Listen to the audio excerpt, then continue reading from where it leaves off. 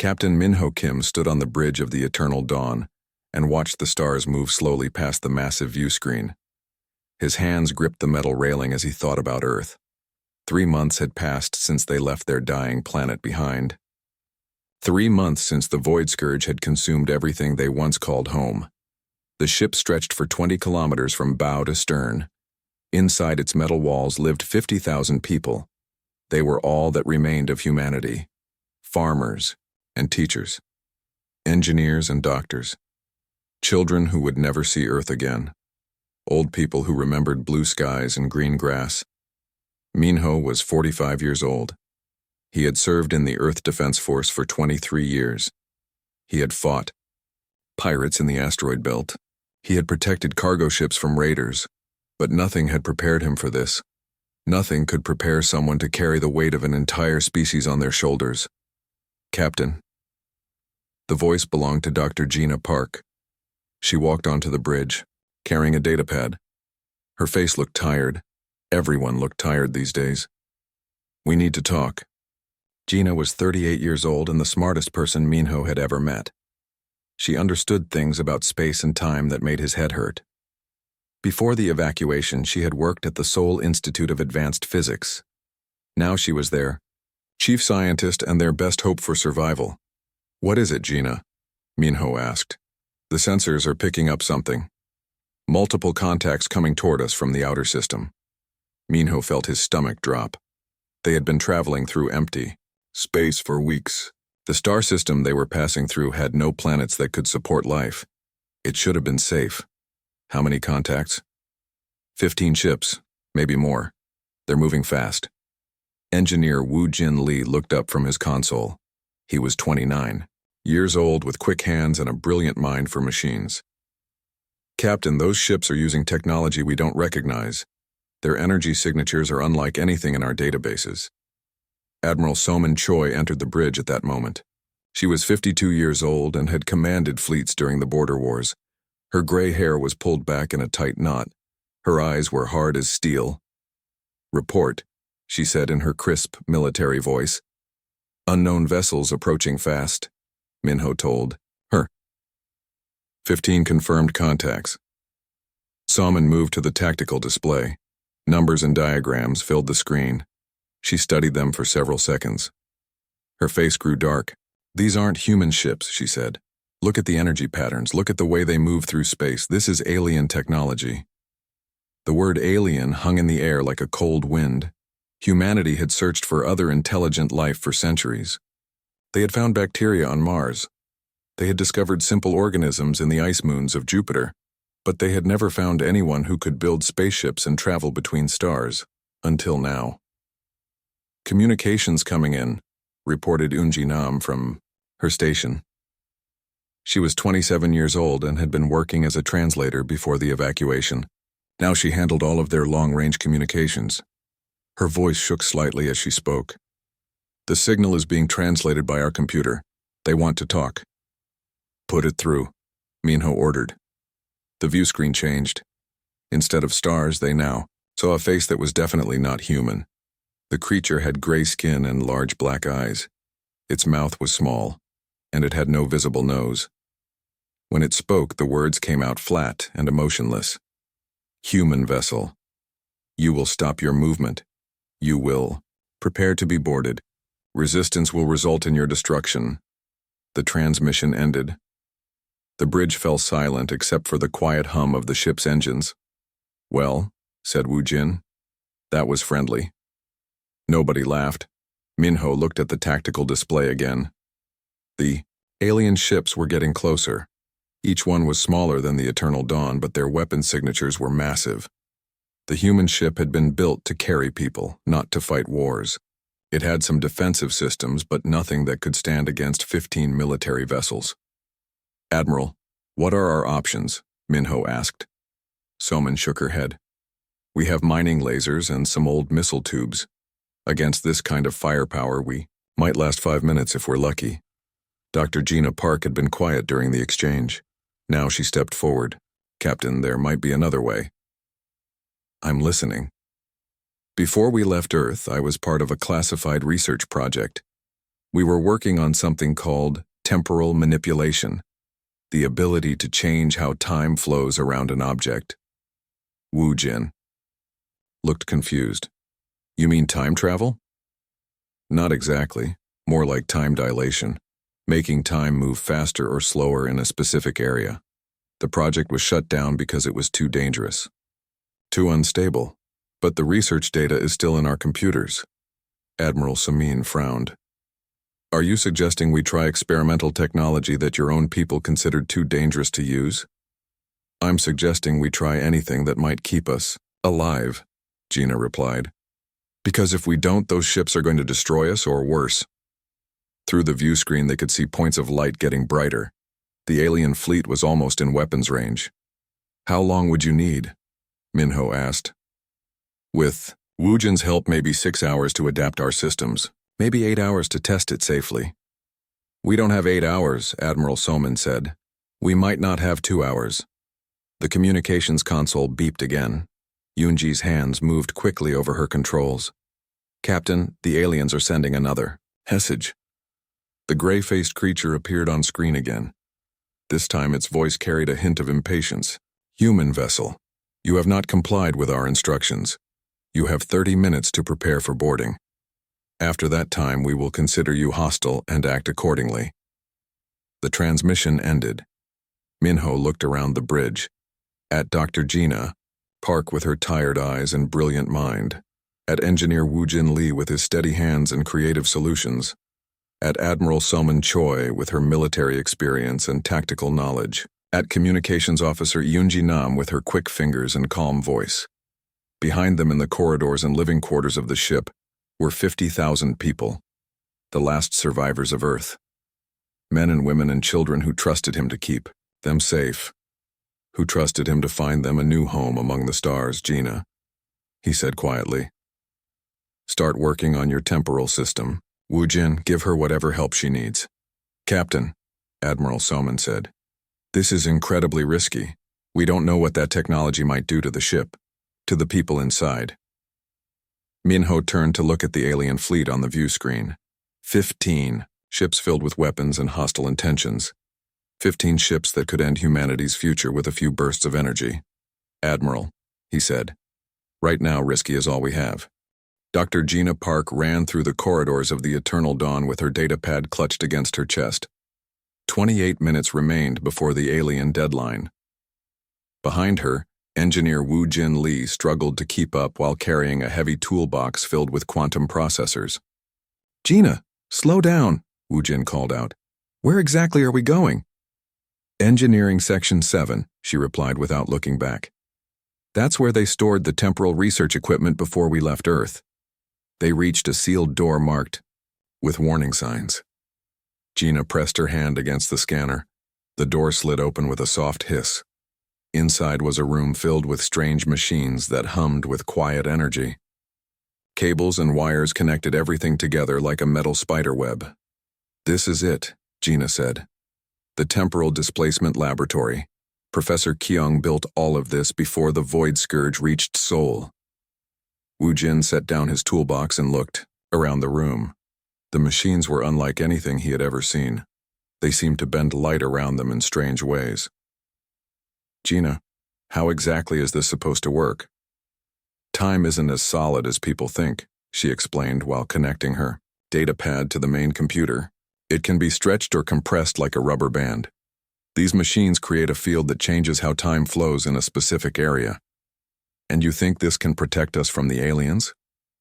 If we can create a temporal field around the ship, their weapons might not be able to reach us. The energy beams would slow down or speed up depending on how we adjust the field. Wu Jin opened his toolbox and began pulling out tools. What do you need me to do? Help me connect these systems to the ship's main power grid. We need massive amounts of energy to make this work. On the bridge, Captain Minho Kim watched the alien fleet grow larger on the view screen. Admiral Soman Choi stood beside him with her arms crossed. Her face showed no emotion, but Minho could see the worry in her eyes. 25 minutes, reported Yunji Nam from her station. The alien ships are moving into attack formation. Any word from Dr. Park? Minho asked. She's working as fast as she can, Captain, but she says the system needs more power than our reactors can safely provide. Admiral Soman stepped forward. Captain, I think we need to consider other options. Maybe we should try to negotiate with them. Negotiate what? They want to board our ship. They want to take control of the last survivors of humanity. Better than watching everyone die when those temporal machines explode and take half the ship with them. Minho understood her concern. They were gambling with the lives of 50,000 people based on untested technology. But what choice did they have? The aliens had made their intentions clear. In Engineering Section 7, Gina and Wu Jin worked frantically to modify the temporal equipment. Sparks flew from damaged circuits as they tried to connect systems that were never meant to work together. The power coupling is overloading, Wu Jin said. Sweat dripped from his forehead as he worked. We're trying to push too much energy through circuits that can't handle it. Then we need to find another way, Gina replied. She stared at the data on her screen. Numbers and equations filled the display. Wait, what if we don't try to protect the whole ship? What do you mean? What if we only protect the most important parts? The bridge, the life support systems, the civilian sections. We could use less power and still keep everyone safe. Wu Jin considered this. That might work, but what about the engines? What about the weapon systems? We sacrifice them. We make the hard choice. Before Wu Jin could respond, the ship's communication system crackled to life. It was Hyun Jae-yoon, the head of the engineering teams. His voice sounded tense. All hands, this is Engineering Command. We've detected massive power fluctuations in Section 7. Whatever you're doing down there, it's affecting the entire ship. Gina grabbed the communication device. Hyunji, this is Dr. Park. I need you to reroute power from the non-essential systems to the temporal laboratory. Everything you can spare. Dr. Park, that's dangerous. If we lose main power, we'll be sitting ducks. If we don't try this, we'll be dead ducks. Please, Hyunjae. Trust me. There was a long pause. Then Hyunjae's voice came back over the speaker. Power rerouting now. You've got maybe 15 minutes before the systems start shutting down. On the bridge, the lights dimmed as power flowed away from normal operations. Captain Minho felt the ship's engines slow down. They were now drifting through space with minimal power. Captain, Yoonji said nervously, the aliens are hailing us again. The gray-faced creature appeared on the view screen. This time it looked angry. Its black eyes seemed to burn with cold fire. Human vessel, you have not complied with our instructions. You have 5 minutes to surrender or we will open fire. The transmission ended. 5 minutes, Admiral Soman said quietly. Gina better work fast. In the temporal laboratory, Gina's hands moved quickly over the controls. The machines around her hummed louder as more power flowed through them. The air itself seemed to shimmer and bend. Woojin, start the quantum processors. We need to stabilize the temporal field before it tears itself apart. Woojin's fingers danced over his control panel. Processors online. Field stability at 60% and climbing. Not enough. We need at least 80% or the field will collapse. Gina, we're running out of time. The power grid can't handle much more. Through the ship's communication system, they could hear Captain Minho's voice. All hands, prepare for possible combat. Secure loose objects and brace for impact. 70%, Wu Jin reported. 75. Come on, come on. The machines in the laboratory began to glow with strange light. The walls seemed to ripple, like water. Time itself was bending around them. 80%, Gina said. That's as stable as we can make it. Wu Jin, are you ready? Ready as I'll ever be. Then let's find out if we just saved humanity or doomed it. Gina reached for the activation switch. Her hand trembled slightly. Everything they had worked for, everything they had sacrificed, came down to this moment. On the bridge, Captain Minho watched the alien ships move into final attack position, weapon systems charged with deadly energy. In a few seconds they would fire. All hands, he said into the ship's communication system. This is Captain Kim. Whatever happens next, remember that we are the last light of humanity in the darkness. We will not go quietly into that darkness. The alien weapons fired. At the same moment, Dr. Gina Park pressed the activation switch. Reality exploded around the Eternal Dawn as time itself became their shield. The world changed in an instant. Captain Minho Kim felt his body stretch and compress like he was being pulled through thick honey. Colors bent around him in impossible ways. Sound became light and light became music he could taste. Then everything stopped. Minho found himself standing on the bridge of the Eternal Dawn. But something was wrong. The alien energy beams hung in the air like frozen lightning. They glowed bright blue and reached toward the ship, but they did not move. They were trapped between one moment and the next. "What happened?" Admiral Soman Choi asked. Her voice sounded strange, like an echo from a deep cave. Dr. Gina Park stumbled onto the bridge. Her hair was wild and her eyes were wide with amazement. "It worked," she whispered. "The temporal field is active. We're inside a pocket of accelerated time." "Speak in simple words, Gina," Minho said. "What does that mean?" "Time is moving faster inside our ship than it is outside. Those alien weapons are still firing at us, but from our point of view, they're moving incredibly slowly. A second outside the field equals hours inside the field." Engineer Woo Jin Lee appeared behind her. He carried a scanner that beeped softly. "Captain, the field is stable, but it won't last forever.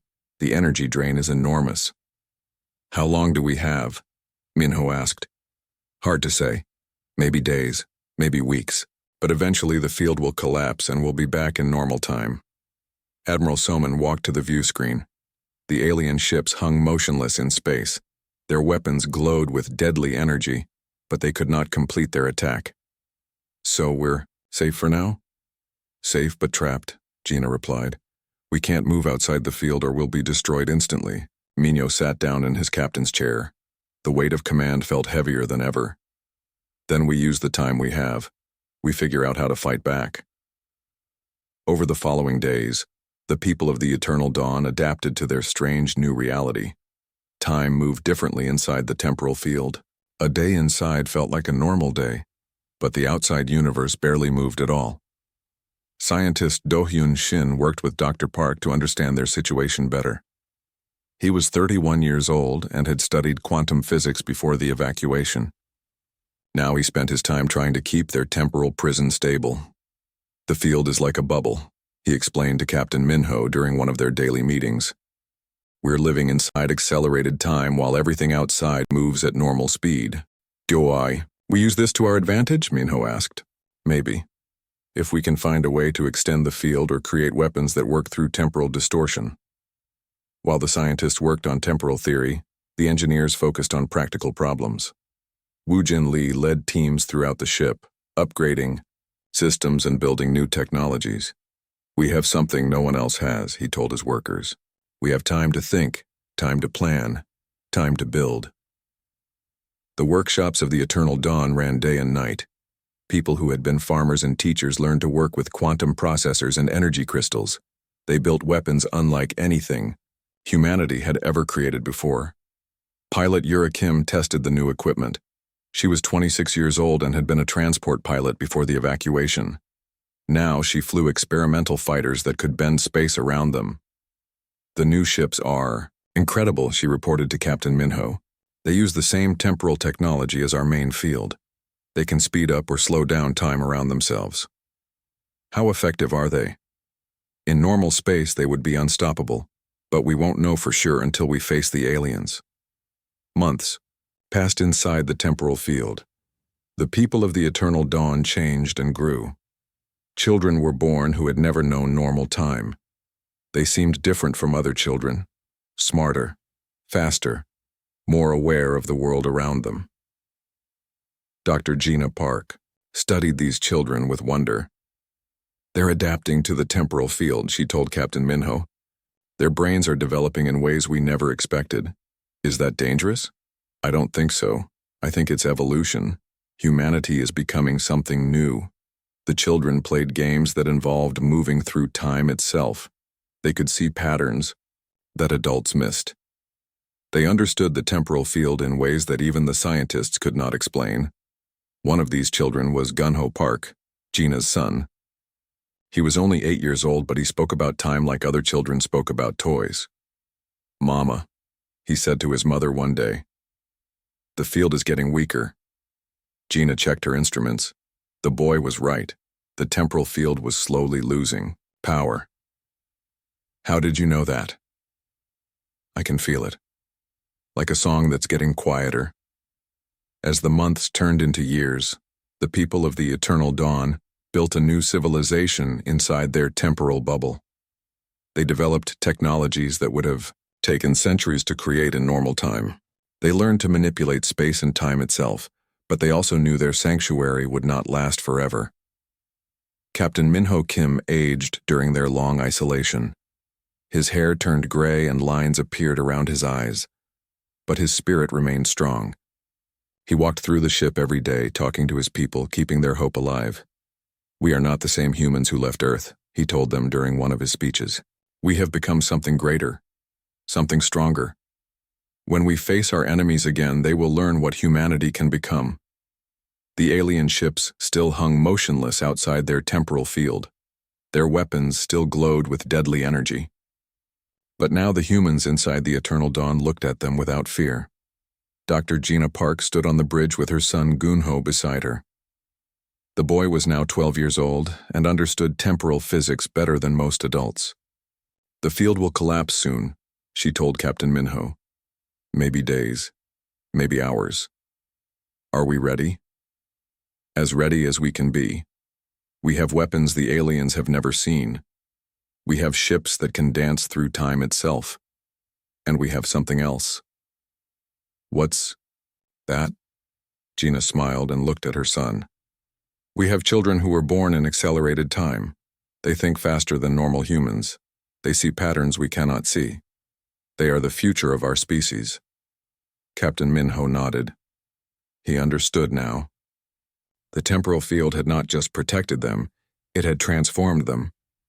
They were no longer the desperate refugees who had fled Earth. They were something new, something powerful. "Prepare the fleet," he ordered. "When the field collapses, we show these aliens what humanity has become." Outside the temporal field, the alien weapons crept forward at an impossibly slow pace. But inside the field, 50,000 humans prepared for war. The temporal field collapsed on a Tuesday morning. Captain Minho Kim felt the change immediately. The strange humming sound that had filled the ship for years suddenly stopped. The air felt different. Time felt normal again. "Field collapse confirmed," reported Dr. Gina Park from her station. "We're back in normal time flow." On the view screen, the alien energy beams that had been frozen in space for so long suddenly completed their journey. They struck the Eternal Dawn's shields with tremendous force. The ship shook and alarms began to sound. But the shields held. The advanced defensive systems built during their years in accelerated time absorbed the attack easily. "Return fire," Captain Minho ordered. Commander Yejino sat at the weapons console. She was 35 years old and had been born on Earth, but she had learned to fight in accelerated time. Her fingers moved across the controls with perfect precision.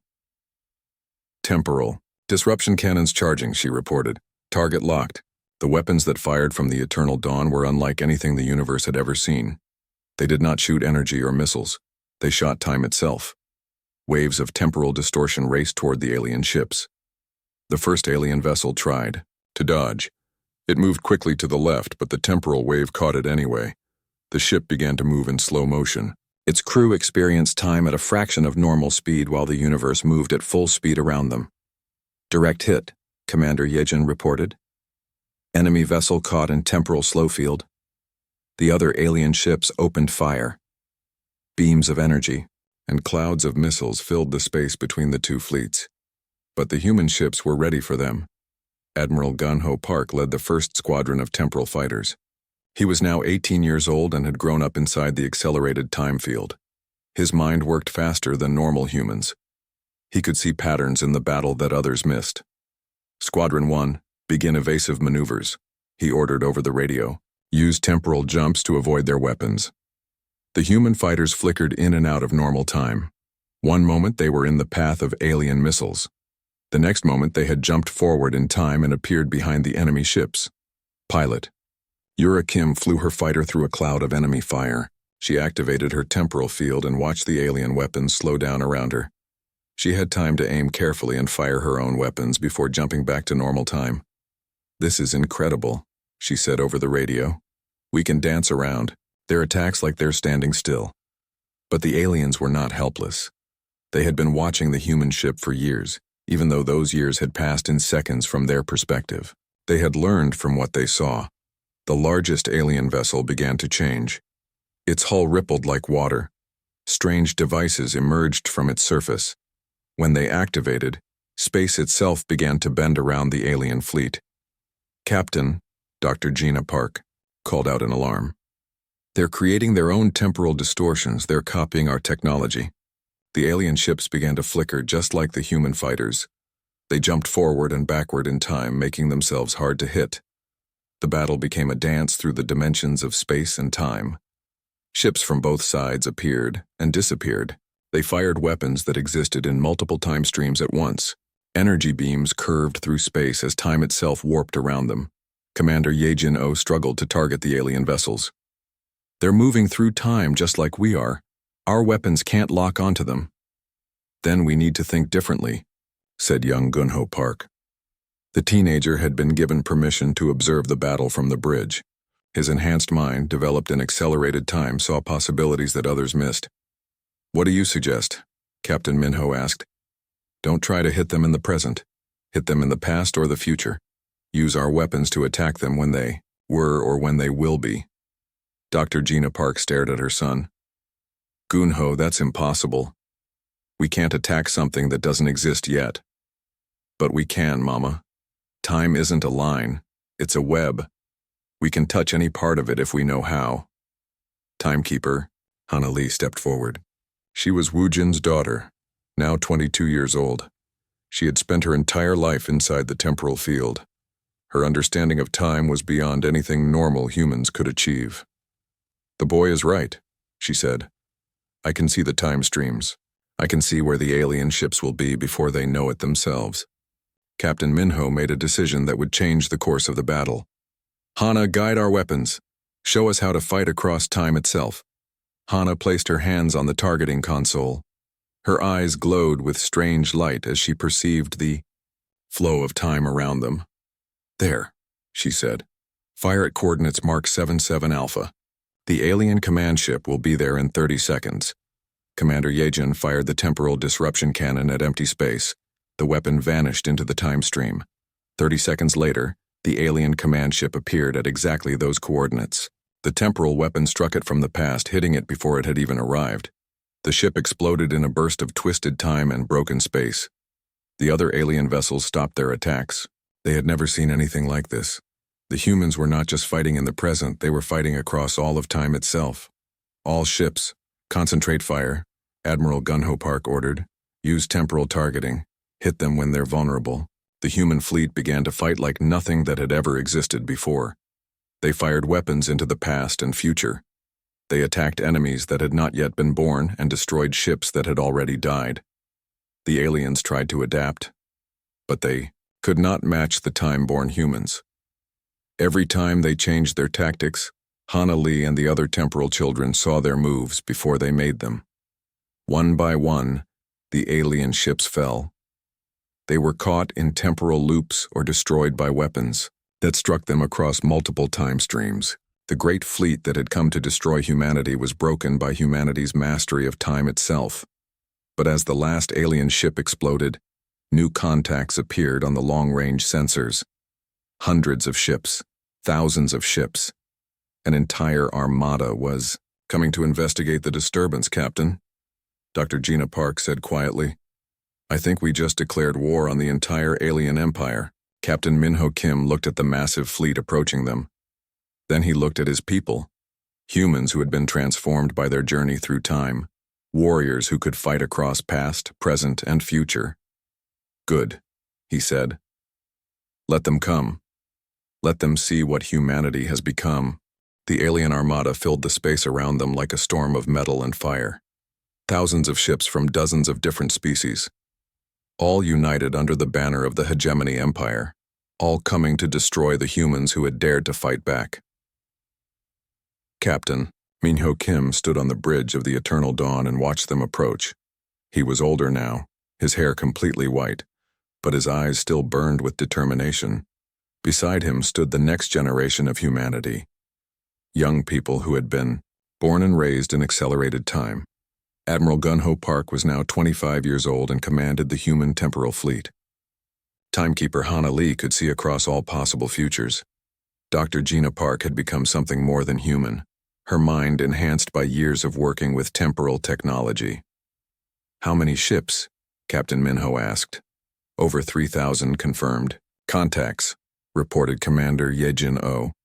"Multiple species, all armed with advanced weapons." "And how many ships do we have?" 50 temporal fighters and the Eternal Dawn. The numbers should have been hopeless. 3,000 alien ships against 51 human vessels. But the humans were no longer the same species that had fled Earth years ago. "Sir," Timekeeper Hana said softly, "I can see their attack patterns. They plan to surround us and fire everything they have at once. Can we survive that? Not if we fight them normally, but we don't have to fight them normally." Elder Suho Kim stepped forward. He was Minho's nephew, now in his 40s, but he looked much younger. Years of exposure to temporal fields had changed his body. He aged slowly and healed quickly. Some said he might live forever. "Uncle," he said to Captain Minho, "let me try something different." "What do you have in mind? Instead of fighting them, what if we show them what we really are?" Before Captain Minho could ask what he meant, the alien fleet opened fire. Thousands of energy beams and missiles streaked through space toward the human ships. It was enough firepower to destroy a small planet, but the attack never reached its target. Timekeeper Hana raised her hand and the universe seemed to pause. The alien weapons slowed to a crawl, then stopped completely. They hung in space like frozen stars. "How are you doing that?" Captain Minho asked in amazement. "I'm not just seeing time anymore," Hana replied. Her voice sounded strange, like an echo from eternity. "I'm controlling it. We all are." Around the bridge, the other time-born humans began to glow with soft light. Their eyes reflected depths that normal humans could not understand. They had become something beyond mortal limitations. Admiral Gunho Park spoke without moving his lips. His thoughts reached directly into the minds of everyone present. "We are no longer bound by the rules that govern normal matter. We exist across multiple moments simultaneously." The alien fleet stopped firing. Their sensors could not understand what they were seeing. The human ships existed in several different time periods at once. They were past, present, and future all combined into one impossible form. A communication signal came from the alien flagship. The face that appeared on the screen was not the gray creature they had met before. This being was larger, with golden skin and eyes that sparkled like stars. "What are you?" the alien commander demanded. Captain Minho stepped forward to answer, but Elder Suho Kim placed a gentle hand on his shoulder. "Let me speak to them, Uncle. They need to understand what we have become." Suho's image appeared on every screen in the alien fleet. When he spoke, his words were heard in the native language of each species. "We are what you might call the guardians of time. We were once a young species fleeing from our dying world. You attacked us when we were weak and desperate. But instead of destroying us, you gave us the gift of transformation." The alien commander's eyes widened. "Impossible.